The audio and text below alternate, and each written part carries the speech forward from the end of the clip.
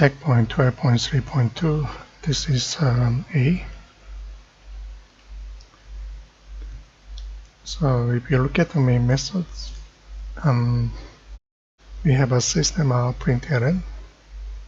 We have an integer value 1 with a division operator by 0. It is actually not allowed in Java. We say it will create the arithmetic exception at runtime.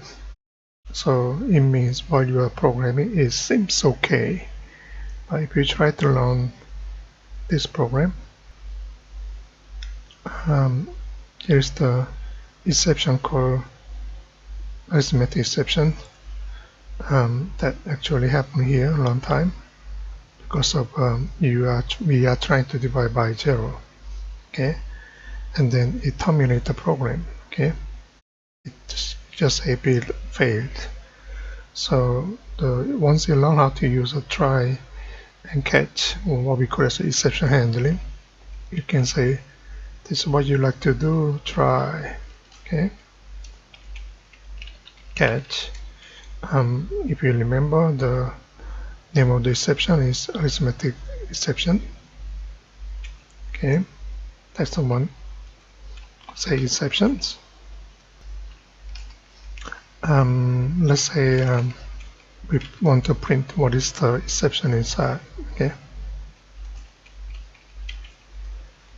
say to string. Okay, so this time this is what we are trying to do with divide by 0. Okay, it doesn't do much at this point, but instead of terminating your program unexpectedly, we can actually catch the exceptions here. Then we can print a message with your program, so you can actually continue run your program. That's the main idea of exception handling, try and catch.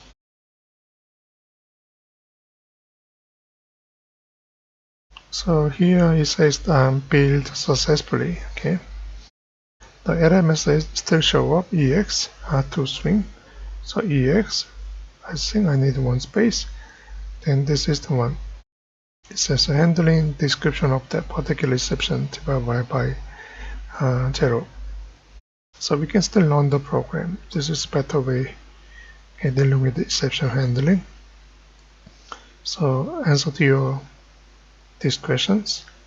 Okay, if we divide by 0 for integer values, okay, you may face the exception at the runtime. Okay, that's all. Thank you.